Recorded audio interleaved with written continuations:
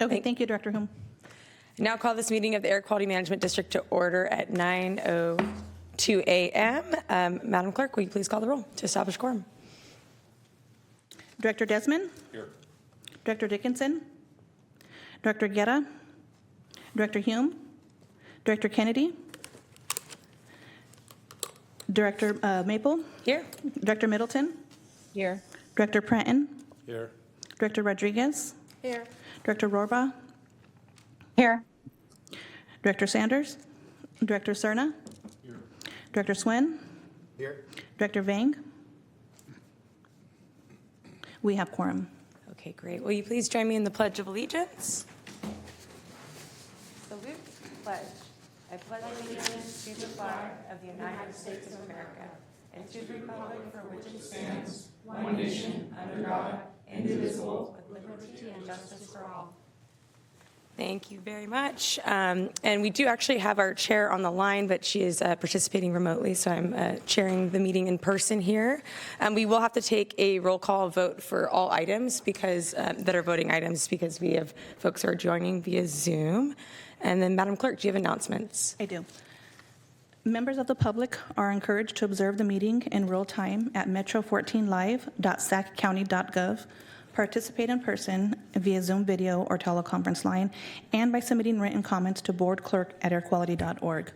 Comments will be delivered to the Board of Directors. Public comments regarding matters under the jurisdiction of the Board of Directors will be acknowledged by the chairperson, distributed to the Board of Directors, and included in the record. This meeting of the Sacramento Metropolitan Air Quality Management District is live and recorded with closed captioning. It is cablecast on Metro Cable Channel 14, the Local Government Affairs channel on Comcast and DirecTV U-verse cable systems. Today's meeting replays on Saturday, July 26, 2025 at 1:30 p.m. on Metro Cable Channel 14. All right, thank you very much. And with that, we'll move on to the consent calendar. Do we have any items that members wish to make comments on, poll, discuss? Seeing none, do we have any members of the public to speak on this item? Not at this time, Chair. I will move consent item for approval. Okay. Second. We have a motion and a second, and a roll call vote, please. Director Desmond? Aye. Director Dickinson? Director Guerra? Director Hume? Aye. Director Kennedy? Vice Chair Maple? Aye. Director Middleton? Yes. Director Pranton? Yes. Director Rodriguez? Aye. Director Rohrbaugh? Yes. Director Sander? Director Cerna? Director Swin? Yes. Director Vang? The consent calendar passes. Okay, excellent. So we will move on to our first public hearing, item 6.1. Item 6.1, vacancies and recruitment and retention efforts per Assembly Bill 2561, and I have Denise Booth in chambers to give a presentation. Welcome. Give me 1 second, I'll pull up the PowerPoint.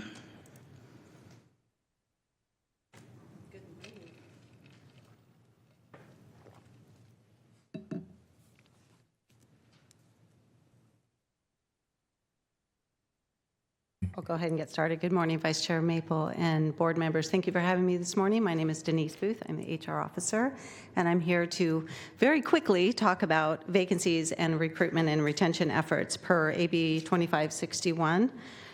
Next slide, please. You all are probably already aware that the Myers-Milius-Brown Act was updated, and as of January 1, 2025, public agencies must present annually at a public hearing the status of vacancies and recruitment and retention efforts. This is done prior to the adoption of the annual budget, and the recognized employee organizations may also present. SADIA was offered, and they declined to present today. Next slide, please.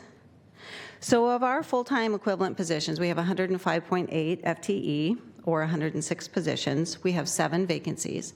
They are all in the SADIA general unit, but they are spread out over all 4 divisions. That gives us a vacancy rate of 9.72% in that particular unit, and an overall vacancy rate for our 106 positions. We have, again, 7 vacancies for a vacancy rate of 6.6%, which is very low. Per the the new provision, if we're at 20% or higher, there's additional data analysis and information that may need to be given at the request of the employee organization. You may wonder why. What happened with those 7 vacancies? Well, 2 are new positions that haven't yet been filled. 1 is vacant because of an internal promotion that left the backfill vacant, and then we've had some other separations. 1, most recently, someone went off to law school, so that's for a good cause. Next slide, please. We have no anticipated changes to our recruitment process. We actually have a very streamlined process. If you've ever been part of a recruitment before, to have an average time to fill of 70 days is pretty fast. So we don't anticipate any changes to that process.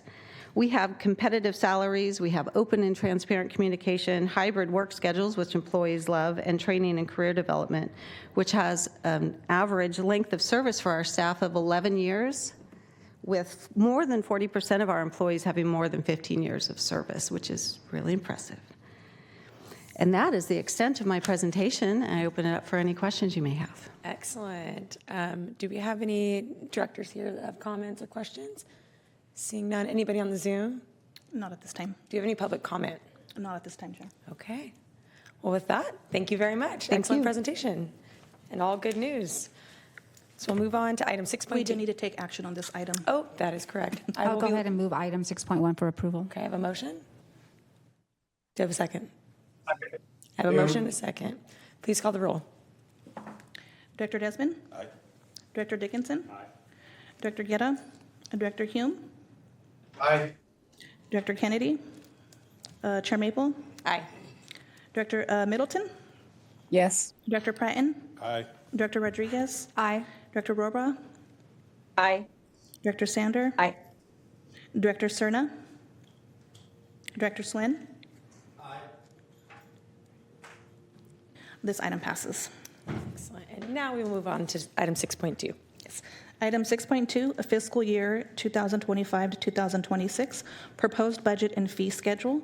And I have Patty Kepner in chambers to give a presentation. Welcome.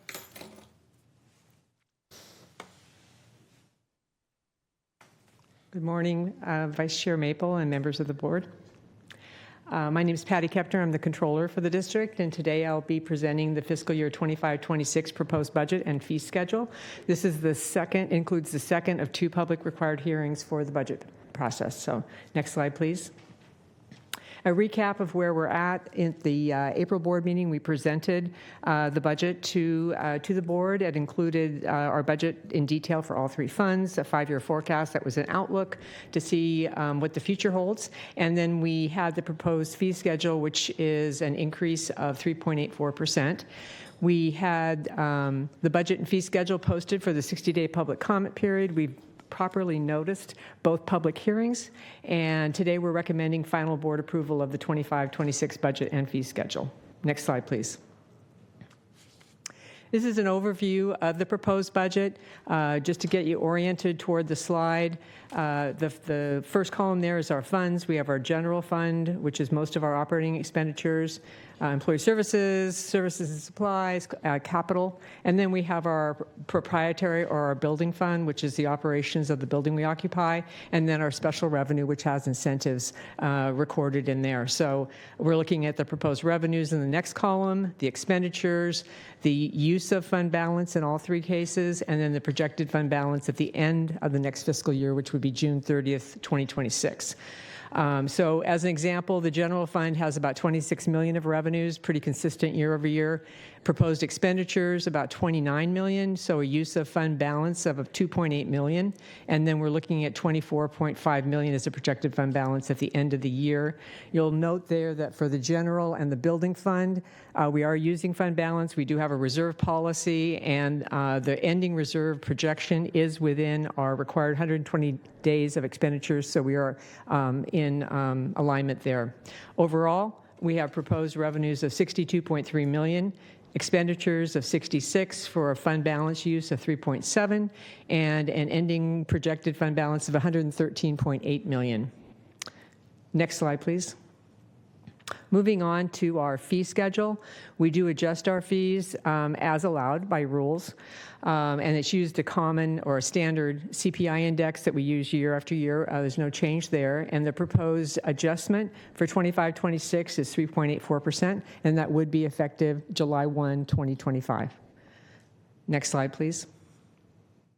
So in summary, the district is proposing a budget that will fund operations and our grant activities and everything that we have on slate for the year, and our reserves are adequate for the projected deficit and within our reserve policy.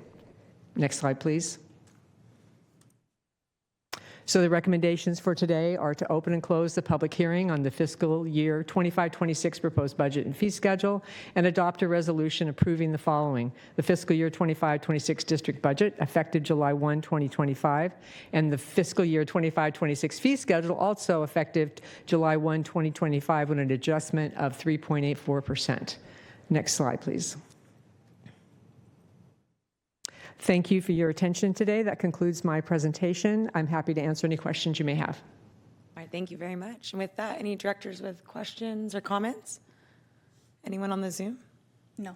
Okay, do we have any public comment? We would need to open up the public hearing first, and we can get public. I will be looking for someone to open the public hearing. You can open the public I'm sorry, open up the public hearing. And then any questions or comments, public comment? Not at this time, Chair. I'll move to close the public hearing and adopt the staff recommendation regarding the budget and the fees. I'll second. All right, you have a motion and a second. Please call the roll. Director Desmond? Aye. Director Dickinson? Aye. Director Guerra? Director Hume? Aye. Director Kennedy? Chair Maple? Aye. Director Middleton? Aye. Director Pratton? Aye. Director Rodriguez? Aye. Director Rohrbach? Aye. Director Sander? Director Cerna? Director Swin? Aye. Director Vang? Yes. This item passes. Awesome. Thank you very much. Move on to item 6.3. Item 6.3, adopt amendments to Rule 207, Title V Federal Operating Permit Program, and I have Mark Cooley in chambers to give a presentation. Welcome. Give me 1 second. Thank you. Good morning, Vice Chair Maple and members of the board. My name's Mark Cooley. I'm an air quality engineer in the Monitoring, Planning, and Rules section at the district. As mentioned, I'm here to present proposed amendments to District Rule 207, which is the district's Title V Federal Operating Permit Program. Next slide, please. The district is responsible for implementing many requirements of the Clean Air Act, including having a federal permit program. The Clean Air Act requires legally enforceable permits for all large sources of air pollution, which are commonly referred to as major sources. Major sources are those that meet or exceed emission thresholds and include some specific types of sources.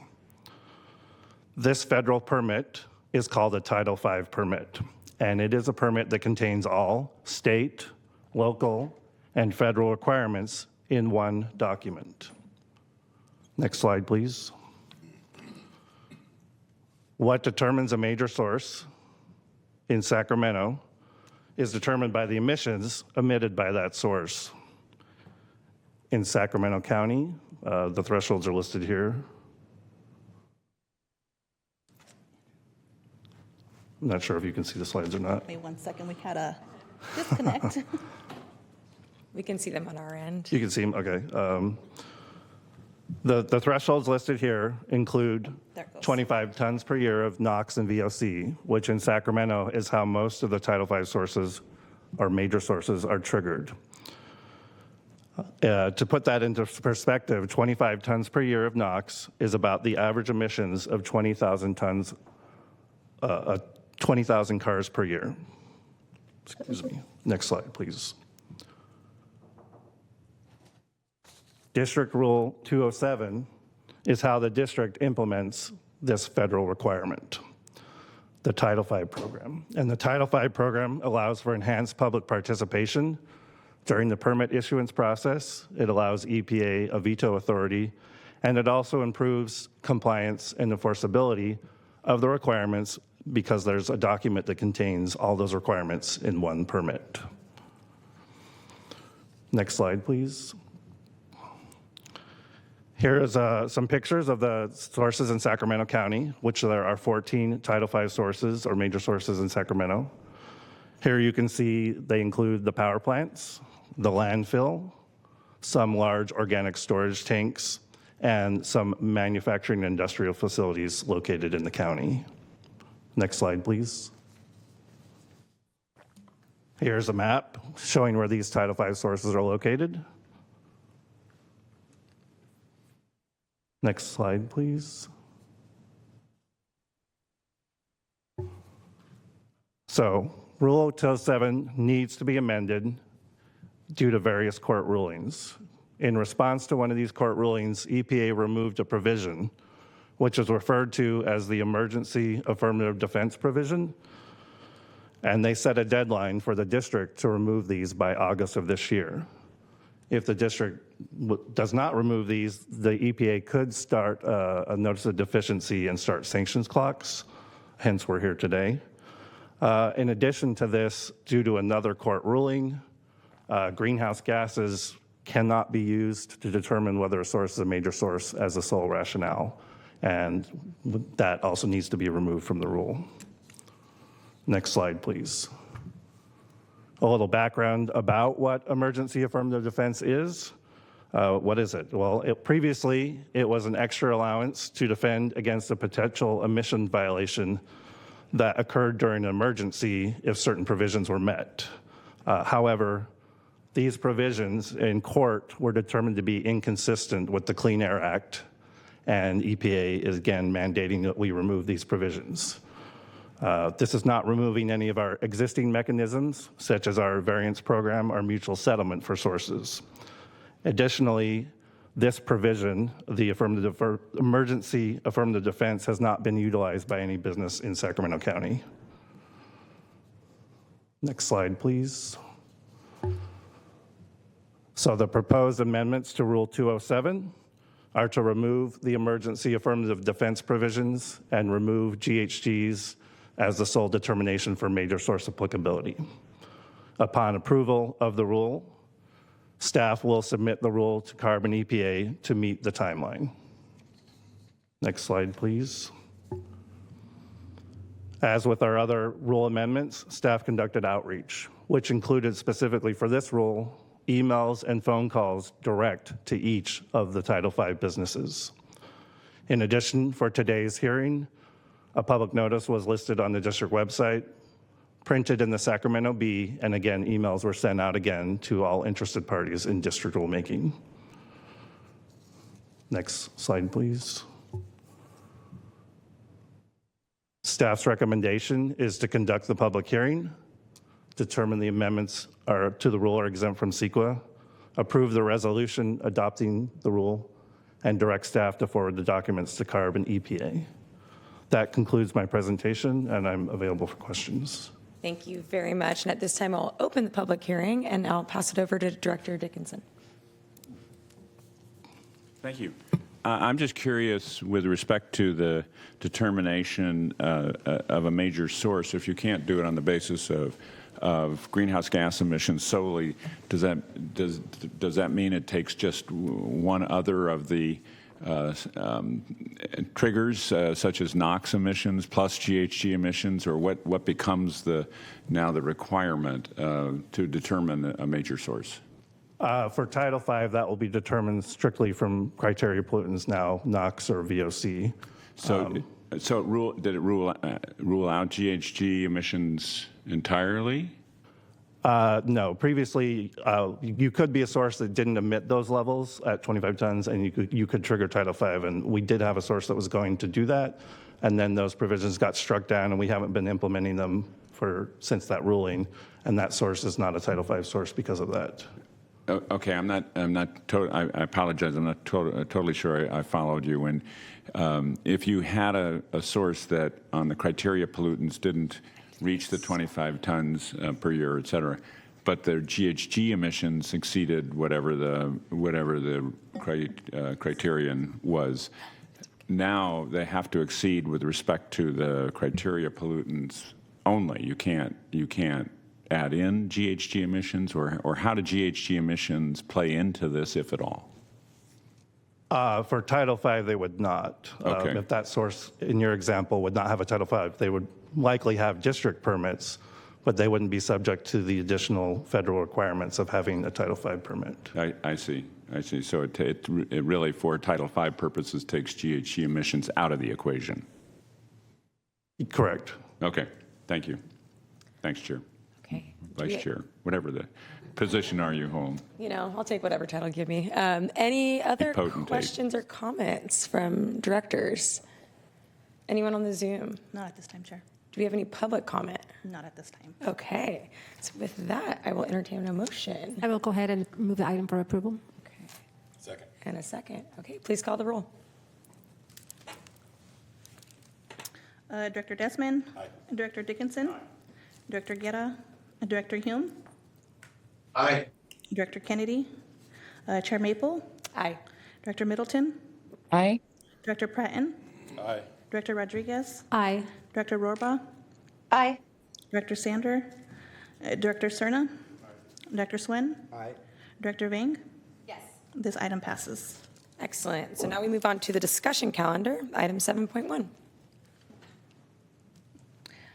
Item 7.1, Memorandum of Understanding with Sacramento Transit Authority, and I have Paul Philly in chambers to give a presentation. Welcome. Thank you, Vice Chair Maple. Members of the board, I'm Paul Philly with the Transportation and Climate Change Division, moving from stationary sources to mobile sources. I'm here to talk about, as was mentioned, a memorandum of understanding with the Sacramento Transportation Authority, which I think most of you are members of the board on and are familiar with their work. But in general, next slide, please. As a little bit of background, transportation investments definitely impact air quality. Mobile sources are the largest source of pollution and emissions within our district, and we do know that how we build our transportation system impacts how those emissions are or are not emitted. And there are lots of requirements that are associated with our transportation investments. On the federal side, there's federal transportation and conformity requirements, which is typically handled by our colleagues over at SACOG. And then, of course, regional greenhouse gas targets. So beyond criteria pollutants, there's also greenhouse gas emissions that need to be considered so that we can continue to be eligible for certain pots of state funding. Next slide, please. Now, the laws that govern air quality beyond those federal and state requirements mentioned before. STA has, they're typically known as the Measure A folk, but a portion of Measure A does go to the Air District to help fund some of our programs to offset mobile source emissions that happen here within the county. And then the Transportation and Climate Change Division also has a CEQA and transportation group that works to make sure that CEQA and environmental laws are consistently applied throughout the county to minimize those emission reductions as new development and new transportation projects are built. Next slide, please. So the pot of money that we're talking about today is from the State Transportation Improvement Program. This happens every 2 years and is programmed by SACOG, and traditionally it was the 4 Valley counties in a competitive process. There was recently changes at the federal level, so there has been a rethinking of how those monies are to be appropriated. And from now on, there is going to be a set aside for regional projects and then a set aside for within each specific county. So of this pot, Sacramento County share is about $28.4 million. And then the agencies within this county would then compete against each other for portions of that funding. Next slide, please. Now, the Sacramento Transportation Authority thought that given the levels of uncertainty that are happening, it's really hard to come up with a cohesive plan. And so there was a discussion about having more consistent sub-regional allocations so that local jurisdictions and JPAs and agencies could have better planning as to how their transportation system could be built. And so they came up with a funding formula per sub-region, and funding, of course, can be traded from cycle to cycle. And this funding would be worked out as part of a road and active transportation working group so that agency priorities could be discussed, we could make sure that those projects would be competitive at the SACOG level and, most importantly, meet SACOG and state funding eligibility requirements, so that when our agencies and jurisdictions submit funding, they would compete well, work well with each other, and have a more collaborative process instead of a more competitive process. Next slide, please. The MOU currently includes basically anyone eligible for money. We are on this list as well. And so I believe all of your jurisdictions at this point have approved signing of the MOU, so you're familiar with that. Next slide, please. And if the MOU is approved, then the Sacramento Air District would be a part of that road and working group to help decide what funding sources should best go forward. We would submit projects to that working group and to the STIP part as appropriate to further our air quality goals. And then we would continue our partnerships with SACOG and local jurisdictions to make sure that we continue to get reductions in the mobile source sectors. Next slide, please. And that is the presentation. The recommendation is before you, and I am open for questions that you may have. Thank you. Excellent. Thank you so much. Do we have any comments from directors or questions?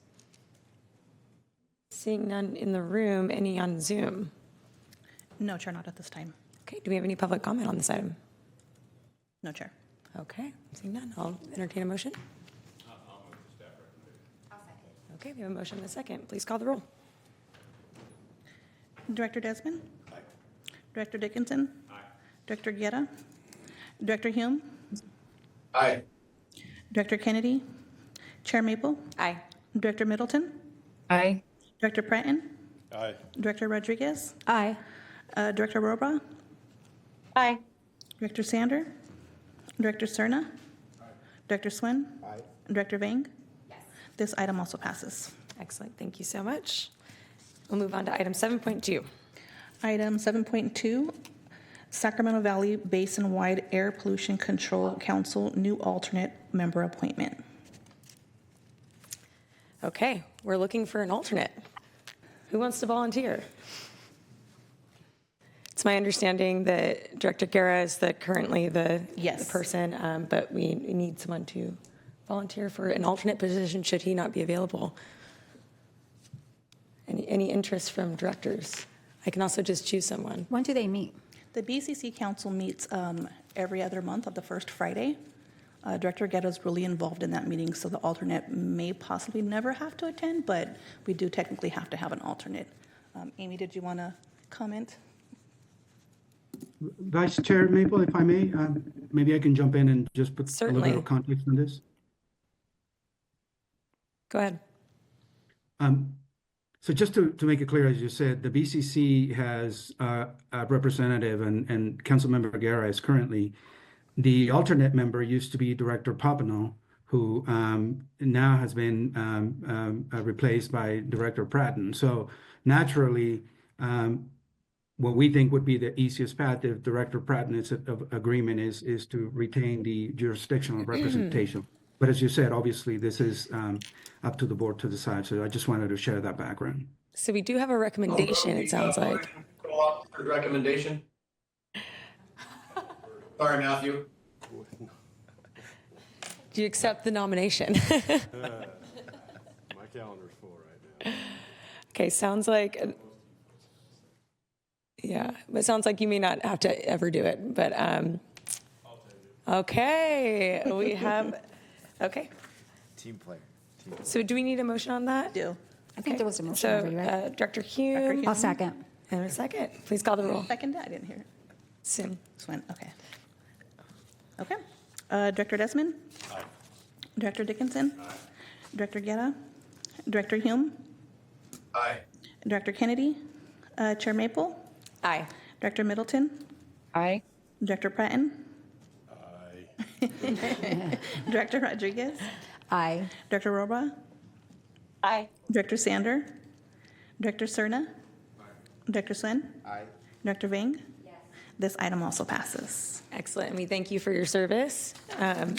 Excellent. So next is the Air Pollution Control Officer's Report. Yes.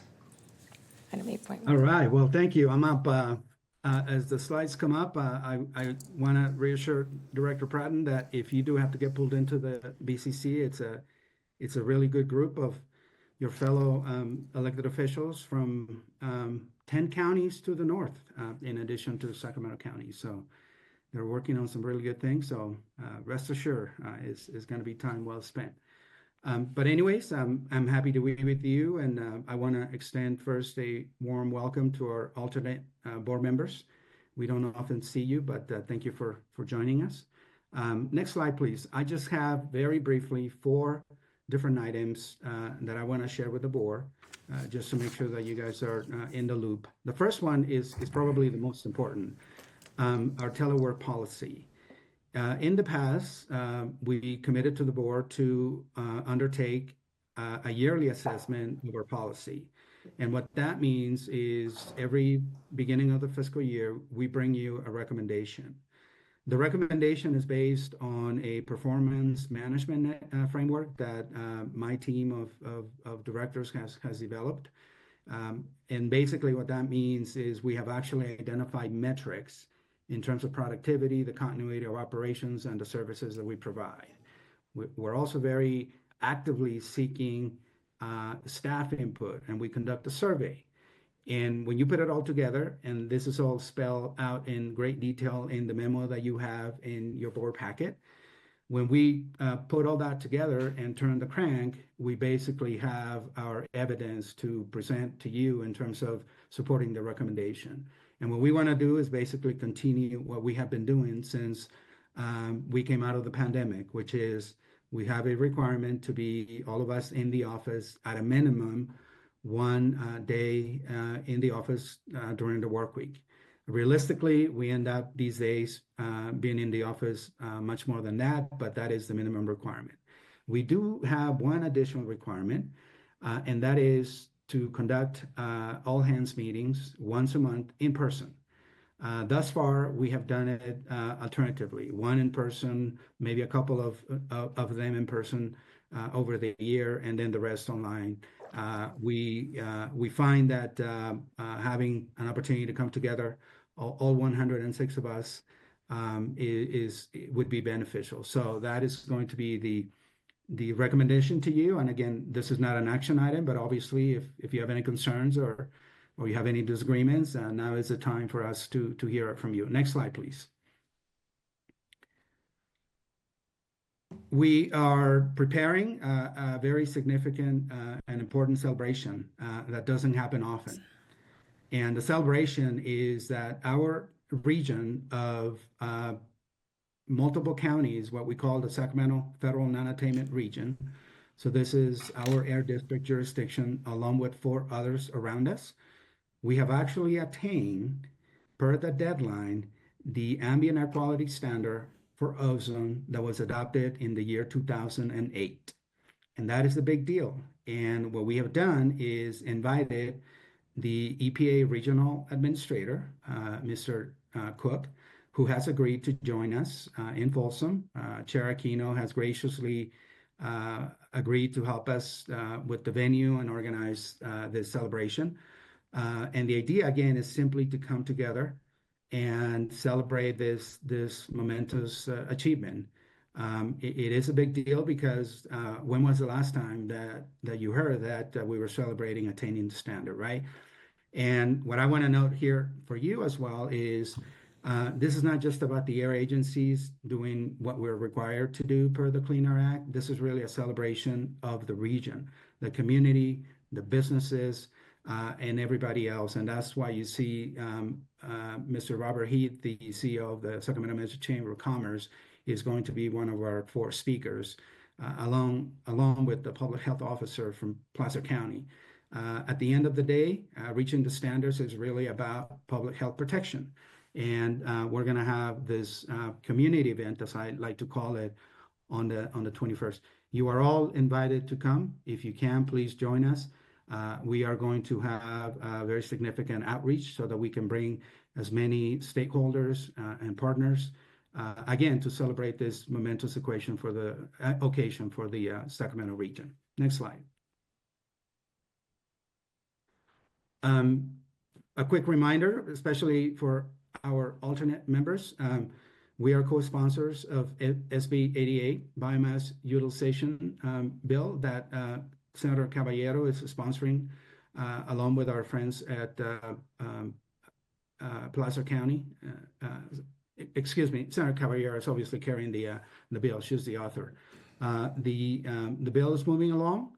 We are going into appropriations, and that will happen when the legislature returns from recess next month.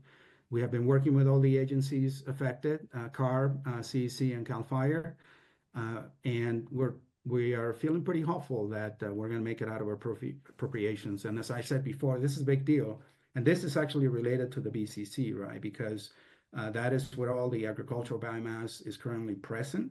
And we want to come up with alternatives other than what we currently have to do, which is manage burning that agricultural residue. Next slide, please.